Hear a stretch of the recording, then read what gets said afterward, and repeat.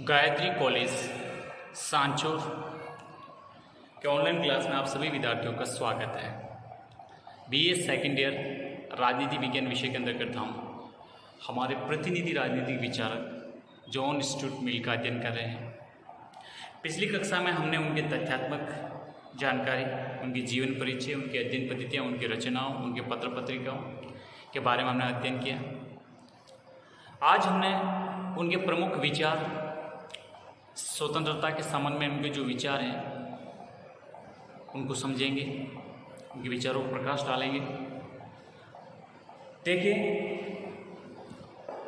मिल को एक प्राय व्यक्तिवादी और स्वतंत्रता के प्रबल पक्षधर के रूप में जाने जाते हैं और अपनी स्वतंत्रता के संबंध में जो भी विचार हैं अपनी विश्व प्रसिद्ध पुस्तक ऑन लिबर्टी में प्रस्तुत किए हैं, जिसकी तुलना प्रसिद्ध विचारक एवं कवि मिल्टन ने एरोपेजिटिका तथा वाल्टेर से की जाती है। वाल्टेर भी एक बहुत प्रमुख दार्शनिक रहे हुए हैं। तो आप समझ सकते हैं कि इनके जो विचार हैं और स्वतंत्रता के संबंध में जो विचार प्रकट किए हैं वे बेहद ही महत्वपूर्ण माने जाते हैं। मिल ने अपनी व्यक्तिगत जो स्वतंत्रता है या व्यक्ति की जो स्वतंत्रता है उसके दो पहलुओं पर बल दिया।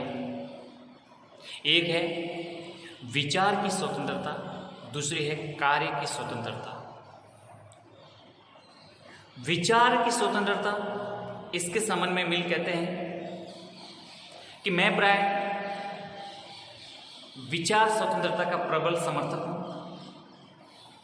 मनुष्य जो भी अपने विचार व्यक्त करना चाहता है, मन में जो सोचता है, मन मस्तिष्क में जो विचार विमर्श होता है और वो किन्हीं भी माध्यम से विचार प्रकट करता है, तो उसकी स्वतंत्रता होनी चाहिए कि उसको कोई भी रोक नहीं सके।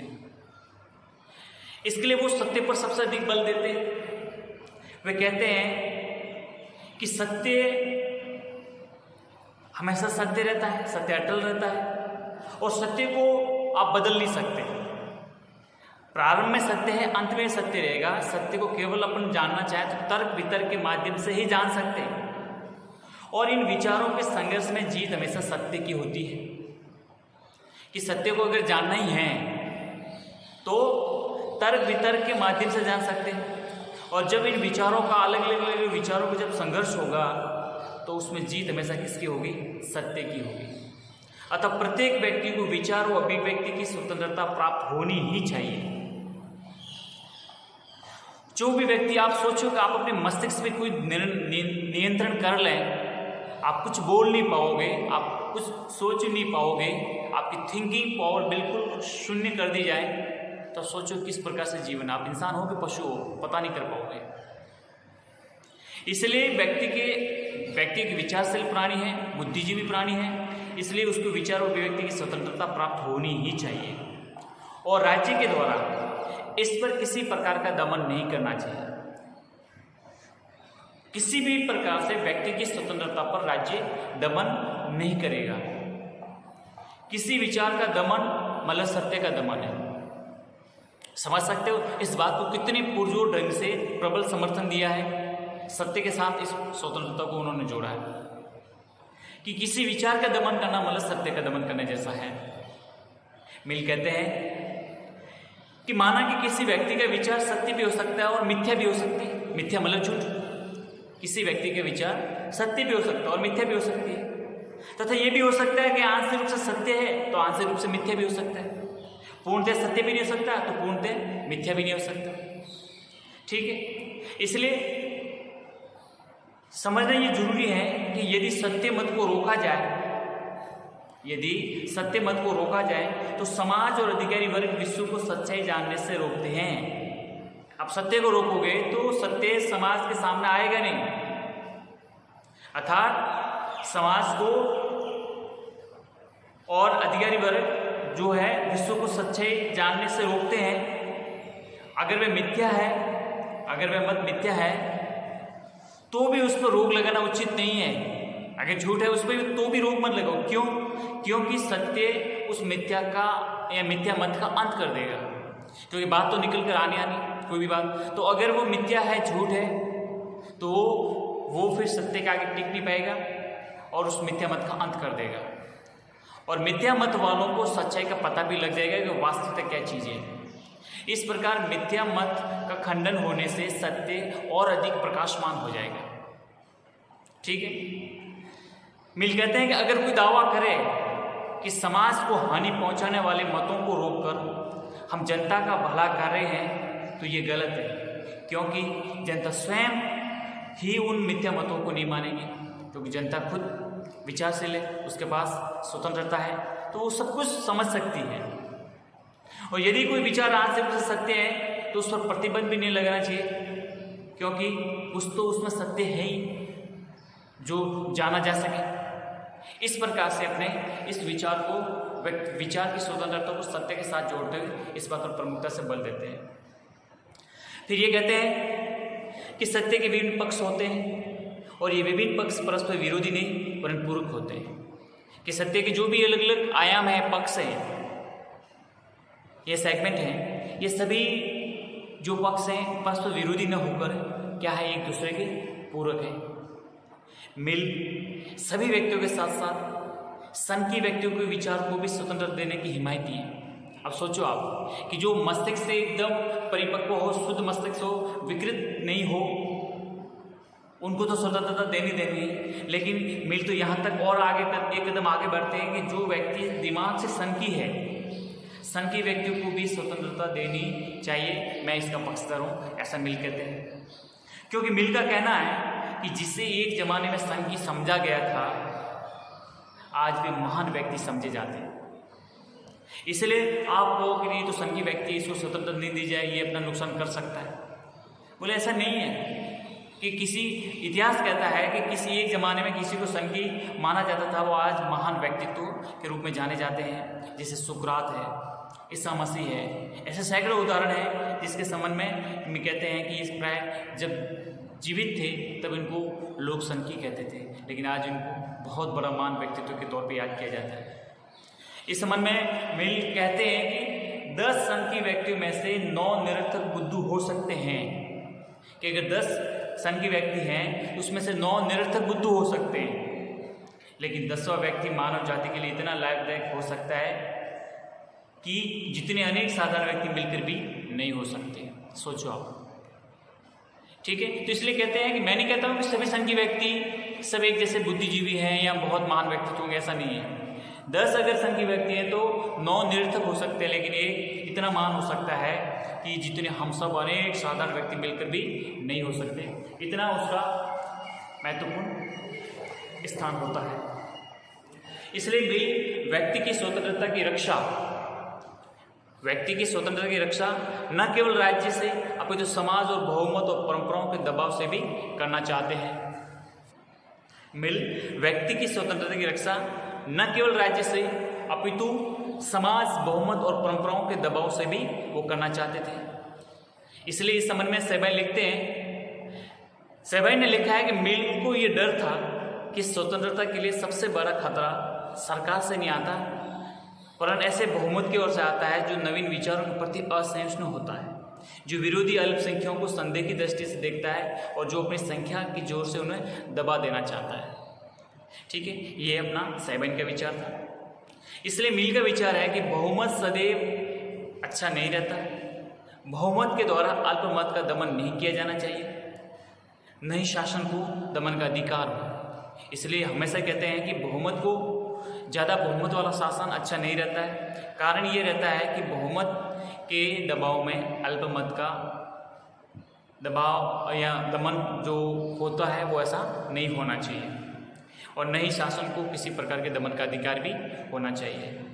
इसलिए विचार व अभिव्यक्ति की स्वतंत्रता का समर्थक बनकर मिल इंग्लैंड की संसदात्मक पद्धति को मान्यता दी, क्योंकि मिल का ऐसा मानना था कि संसदात्मक पद्धति मात्र ऐसी है जिसमें सभी पक्ष, सभी वर्गों से उसमें व्यक्ति चुने जा सकते हैं और सभी अल्पमत या अल्पसंख्यक और बहुसंख्यक सभी इसमें चुनकर आ सकते हैं।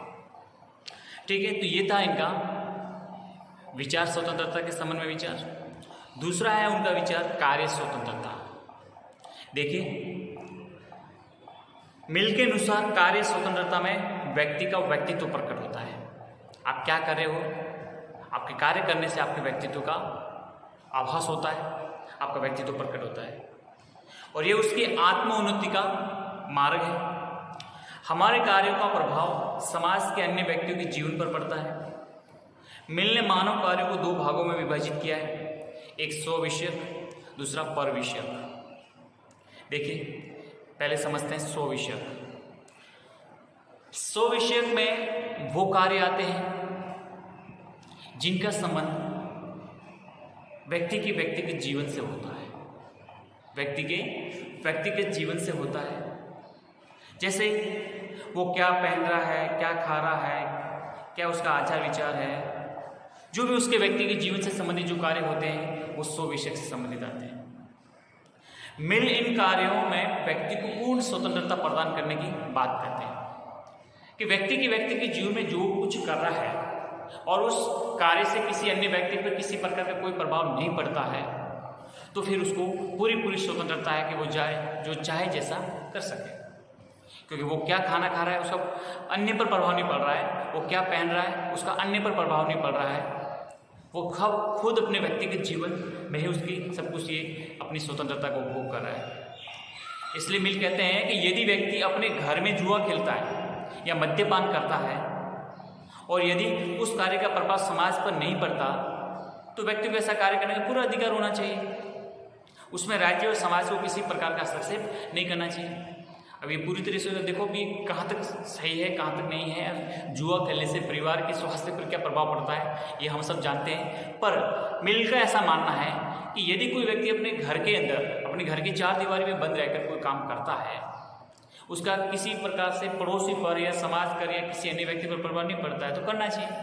कोई व्यक्ति अगर मद्यपान अपने घर में बैठकर कर रहा है तो कर सकता है, लेकिन कोई व्यक्ति मद्यपान करके सड़क पर या और भी किसी सार्वजनिक स्थल पर हंगामा करे तो ये तो गलत है। तो इस प्रकार से इन्होंने कहा है कि कोई व्यक्ति अपने घर पर जो कार्य करता है तो उसको पूरी स्वतंत्रता है, उसमें उसकी स्वतंत्रता में किसी प्रकार का न तो राज्य के द्वारा न समाज के द्वारा किसी प्रकार का हस्तक्षेप नहीं करना चाहिए।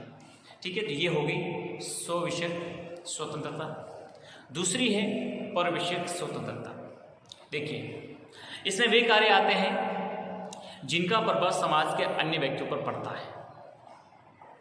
पर विषयक स्वतंत्रता में वे कार्य आते हैं जिनका प्रभाव अपने व्यक्तिगत जीवन से न होकर समाज के अन्य व्यक्तियों पर या समाज पर पड़ता है। पर विषयक कार्य में व्यक्ति की स्वतंत्रता सीमित होती है, विशेषकर जब अन्य व्यक्तियों की स्वतंत्रता बाधित होती है। अब जिस प्रकार से अपने व्यक्ति के जीवन में जिस प्रकार से स्वतंत्रता का उपभोग करते हैं, ऐसा स्वतंत्रता का उपभोग आप पर विषयक स्वतंत्रता में नहीं कर सकते। क्योंकि स्व विषयक स्वतंत्रता में आप स्वयं के जीवन से जुड़ा हुआ हो। पर विषयक में आपको किसी और की भी स्वतंत्रता का ध्यान रखना है, और की भी स्वतंत्रता का सम्मान करना है। इसलिए आप अपनी स्वयं की जो स्वतंत्रता उसको सीमित करना पड़ेगा, क्योंकि स्वयं की स्वतंत्रता के लिए दूसरे की स्वतंत्रता का आप नजरअंदाज नहीं कर सकते। इसलिए यहाँ पर यह समझना जरूरी है कि पर विषयक कार्यों में व्यक्ति की स्वतंत्रता सीमित होती है, और विशेषकर तब जब अन्य व्यक्तियों की स्वतंत्रता इससे बाधित होती है। मिल व्यक्ति की स्वतंत्रता को सामाजिक रीति रिवाजों से भी मुक्त करना चाहता है, क्योंकि इन रीति रिवाजों से रूढ़िवादी दृष्टिकोण का उदय होता है जो मानवीय व्यक्तित्व के विकास में बाधक होता है। अब देखो, बहुत बड़ी इन्होंने बात बताई है। मिल स्पष्ट कहते हैं कि व्यक्ति की स्वतंत्रता को सामाजिक रीति रिवाजों से मुक्त करना होगा। क्यों इन सामाजिक रीति रिवाजों से मुक्त करना चाहता है? ये कहते हैं कि इन रीति रिवाजों से रूढ़िवादी दृष्टिकोण का उदय होता है, और रूढ़िवादी दृष्टिकोण के उदय होने से मानव के व्यक्तित्व का जो विकास है वो बाधित होता है, उसमें रुकावट पैदा करता है, और मानव के व्यक्तित्व का विकास नहीं हो पाता।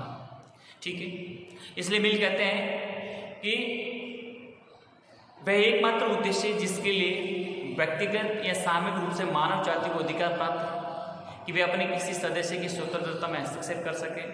आत्मरक्षा ही है वह प्रयोजन जिसके लिए सभ्य समाज के किसी सदस्य के विरुद्ध न्याय रूप से उसकी इच्छा के विरुद्ध शक्ति का प्रयोग किया जा सकता है। यही है कि वे औरों को हानि न पहुंचा सके, उनके ही भौतिक या नैतिक हित के नाम पर उसकी स्वतंत्रता में हस्तक्षेप नहीं किया जा सकता। अपने ऊपर, अपने शरीर पर और मस्तिष्क पर व्यक्ति ही संप्रभु है। ठीक है, ये बात आपको स्पष्ट समझनी है। फिर भी मिल ने बताया है कि कुछ ऐसी परिस्थितियां हैं, राज्य व्यक्ति के जीवन में हस्तक्षेप कर सकता है। कुछ ऐसी परिस्थितियां हैं जिनके माध्यम से अगर राज्य चाहे तो व्यक्ति के जीवन में हस्तक्षेप कर सकता है। क्या क्या परिस्थितियां हैं, देखिए। पहला बताया कि यदि व्यक्ति स्वतंत्रता का अनुचित प्रयोग करता हुआ अन्य व्यक्तियों की स्वतंत्रता में बाधक हो, यानी कोई भी व्यक्ति अपना मनमाने ढंग से स्वतंत्रता का प्रयोग कर रहा है या स्वतंत्रता का अनुचित प्रयोग कर रहा है, जिससे अन्य व्यक्तियों की स्वतंत्रता का उपभोग करने में बहुत बड़े बाधक सिद्ध हो गया है, तो फिर राज्य उस व्यक्ति के जीवन में हस्तक्षेप करने का पूरा अधिकार रखता है। यानी आप समझ सकते हो कि कोई व्यक्ति शराब पीकर घर से बाहर निकल आम चौराहे पर सार्वजनिक स्थानों पर हंगामा करता है या और भी किसी प्रकार की अभद्रता करता है, तो फिर राज्य हस्तक्षेप करेगा। उसी प्रकार से अगर कोई भी व्यक्ति अपना मनमाना तरीके से, स्वच्छंद तरीके से अपनी स्वतंत्रता उपभोग करे तो अन्य व्यक्तियों की स्वतंत्रता में दखलंदाजी पैदा होती है, तो राज्य हस्तक्षेप कर सकता है। दूसरा कि जब मनुष्य स्वतंत्रता के अनुचित प्रयोग द्वारा अपने कर्तव्य पालन को भूल जाए, मतलब अपनी स्वतंत्रता का उपभोग करते हुए वो जो एक, क्योंकि देखो अधिकार और कर्तव्य जुड़े हुए, कर्तव्य है उसको दायित्व का आभास कराते हैं अधिकार के साथ। बिना अधिकार और बिना अधिकार मतलब जो कर्तव्य हैं अगर अधिकार के साथ नहीं जुड़े होंगे तो आप सही ढंग से अपने अधिकार का उपभोग नहीं कर सकते। इसलिए जो कर्तव्य हैं वो आपके दायित्व का एहसास कराते हैं। इसलिए आपको ध्यान रखना होगा कि आप अपनी स्वतंत्रता का प्रयोग कर रहे हैं लेकिन उसका अनुचित प्रयोग कर रहे हैं और आप अपने जो कर्तव्य पालन उसको भूल रहे हैं, तो राज्य का पूरा अधिकार बनता है कि आपकी स्वतंत्रता में हस्तक्षेप करें। तीसरा है कि संकटकालीन स्थिति का सामना करने के लिए व्यक्ति अपनी स्वतंत्रता कुछ अंश त्यागने के लिए बाध्य किया जा सकता है। मिल कहते हैं कि कभी भी ऐसी परिस्थिति आ जाए, युद्ध है या आंतरिक विद्रोह जैसा या ऐसी कुछ समस्या आ जाए जिससे राज्य की सुरक्षा संकट में पड़ जाए, राज्य की सुरक्षा ही संकट में पड़ जाए, तो ऐसे दौर में फिर वो क्या कर सकता है, वो राज्य व्यक्ति की स्वतंत्रता का कुछ अंश तक वो प्रतिबंधित कर सकता है या उसमें किसी प्रकार का हस्तक्षेप कर सकता है। ये बात आपको समझना है। तो इसलिए आप समझ सकते हैं कि पूर्ण अधिकार देने के साथ साथ कुछ ऐसी विभिन्न परिस्थितियां बन जाती हैं, क्रिएट हो जाती हैं, तो ऐसी परिस्थिति में भी अधिकार बनता है कि वो व्यक्ति की स्वतंत्रता पर हस्तक्षेप कर सकता है। ठीक है, ये थे इनके स्वतंत्रता के संबंध में विचार जिसको हमने स्पष्ट किया। ठीक है, अब कुछ आलोचना है, अलग अलग राजनीतिक विचारों पर कुछ आलोचना की है। देखिए, पहली आलोचना ये है कि मिल कहते हैं कि स्वयं पर, शरीर पर और मस्तिष्क पर व्यक्ति के संप्रभु है। यानी कोई व्यक्ति है वो स्वयं पर, अपने खुद पर, अपने शरीर पर और अपने मस्तिष्क पर खुद मालिक है, स्वयं संप्रभु है। व्यक्ति अपने हित पर सर्वोत्तम निर्णायक है, अपने हित का सर्वोत्तम निर्णायक है, उसे क्या करना है वो अपना हित जानता है, लेकिन व्यवहार में इसे स्वीकार नहीं किया जा सकता। क्यों? कारण वर्तमान में सामाजिक संगठन इतना जटिल है कि मानव की भौतिक, नैतिक, बौद्धिक आवश्यकताओं को स्वयं की अपेक्षा समाज ही अच्छा निर्णायक हो सकता है, सब कुछ नहीं कर सकता। समाज के अंदर रहता है, समाज के अंदर जन्म से मृत्यु तक अपनी हर गतिविधि संपन्न करता है और हर जरूरतें स्वयं पूरी नहीं कर सकते, उसे समाज से प्राप्त होती है और उन निर्णयों में या उन कामों में, उन आवश्यकताओं के लिए स्वयं की अपेक्षा समाज एक अच्छा निर्णायक साबित होता है। फिर कहते हो कि आप तो स्वयं पर संप्रभु, इसलिए इसकी आलोचना होती है। दूसरा ये कहते हैं कि मिल कहते हैं कि विकृत मानसिकता वाले व्यक्ति को स्वतंत्रता नहीं दी जाए, विकृत मानसिकता वाले व्यक्ति को स्वतंत्रता नहीं दी जाए, लेकिन सनकी व्यक्तियों को पूर्ण स्वतंत्रता दे दी जाए। अब देखो, विकृत मस्तिष्क वाले को बिल्कुल स्वतंत्रता बिल्कुल न दी जाए, ऐसा मिल कहते हैं, लेकिन जो सनकी व्यक्ति है उसको स्वतंत्रता दे दी जाए। लेकिन आप देखेंगे कि व्यवहार में विकृत मस्तिष्क और सनकी व्यक्ति में कोई अंतर नहीं होता है। संघियों को स्वतंत्रता देना समाज के लिए घातक होता है। संघी व्यक्ति तो एक प्रकार के विकृत मस्तिष्क की ओर है, अग्रसर है। फर्क क्या है इन दोनों में? इसलिए यहाँ पर भी एक प्रकार से हमें बहुत बड़ी एक स्वतंत्रता में बड़ी आलोचना दिखती कि विकृत मस्तिष्क पागल व्यक्ति को तो देने के लिए मना करते हैं, लेकिन संघी व्यक्ति को देने तो संगीन और पागल में क्या करता है? ठीक है, तो ये भी आलोचना बनती है। तीसरा ये बताया गया है कि मिल संघी व्यक्तियों को स्वतंत्रता प्रदान करने के पक्ष में है, जबकि पिछड़े हुए वर्गों जातियों की व्यक्तियों को स्वतंत्रता से वंचित रखना चाहता है। ऐसे में मिल स्वतंत्रता समाज के उच्च वर्गों को विशेषाधिकार बनकर रह जाती है। अब देखो, संघी व्यक्तियों को तो स्वतंत्रता दो, क्योंकि मैं इसका पक्षधर हूँ, लेकिन बंदा ये जो समाज की पीड़ित, शोषित और वंचित वर्ग के हैं, ऐसे लोगों को स्वतंत्रता से वंचित रखना चाहता है। तो फिर मतलब क्या है? जो समाज के सबसे उच्च धनाढ़ संपन्न लोग हैं, ये समाज के उच्च वर्गों, उन्हीं को स्वतंत्रता दो, श्रेष्ठ को नहीं। सबसे बड़ी आलोचना बनती है। तीसरा, मिल स्वविषय कार्यों में समाज के द्वारा हस्तक्षेप को उचित नहीं मानता है, लेकिन सेवायत ने इसे बचकाना कार्य मानते हैं। व्यवहार में ऐसा संभव नहीं है कि कोई भी ऐसा कार्य नहीं है जिसका परिणाम कार्य करने वाले व्यक्ति तक ही सीमित रहे। अत्यधिक शराब से व्यक्ति के स्वास्थ्य को हानि पहुंचती है और व्यक्ति समाज का उपयोगी सदस्य नहीं रह जाता है। इस प्रकार से जुए से परिवार और समाज के हितों पर विपरीत प्रभाव पड़ता है। अरे कोई व्यक्ति शराब पीता है, शराब पीते हुए उसके स्वास्थ्य में गिरावट आ जाती है और व्यक्ति मृत्यु को प्राप्त होता है। नुकसान किसको हुआ? परिवार को, परिवार के अन्य सदस्य को। और व्यक्ति समाज का हिस्सा होता है, उपयोगी सदस्य होता है, और वो अब नहीं रहा, तो नुकसान तो आखिर हुआ नहीं हुआ समाज को। फिर जो जुआ खेल रहा है, बर्बाद कौन हो रहा है? परिवार हो रहा है। तो ये बात डायरेक्ट रूप से जुड़ी हुई है, लेकिन यहाँ पर पता नहीं इन्होंने स्वविषय कार्यों में इतनी स्वतंत्रता क्यों देने के लिए प्रबल दिखाई पड़ते हैं। अगली ये है कि मिल कहते हैं कि किसी व्यक्ति को बिना तर्क या समझ के कोई बात स्वीकार नहीं करनी चाहिए, लेकिन यदि समाज का प्रत्येक व्यक्ति छोटी छोटी बातों पर तर्क लगाने लग गया और बिना बहस के उन्हें से मानने से इनकार कर दे, तो इसका परिणाम निश्चित रूप से अच्छे नहीं होंगे। अब हर बात को सत्य की कसौटी पे जांचो, परखो, तर्क वितर्क के द्वारा जानो। अरे हर बात पे आप तर्क वितर्क लगाने लग गए तो फिर आप उसी में उलझते रह जाओगे।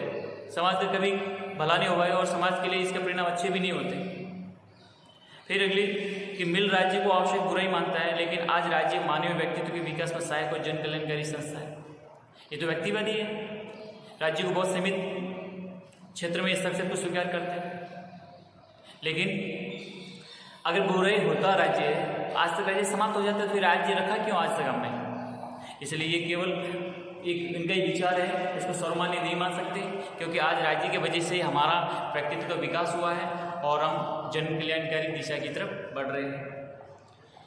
दूसरा लास्ट ये कहा जाता है कि मिल की स्वतंत्रता की धारणा निषेधात्मक है। मिल के पास स्वतंत्रता का विचार तो है, लेकिन व्यक्ति के अधिकारों को कोई ठोस दर्शन दिखाई हमें नहीं देता है। केवल स्वतंत्रता के आधार पर अपन नहीं समझ सकते और केवल यही अधिकार सब कुछ ऐसा भी नहीं मान सकते हैं। इसलिए ये अलग अलग विचारकों ने इनकी आलोचना की है, खंडन किया है कि ये पूरी तरह से न तो संभव है और न इस प्रकार से दिया जा सकता है।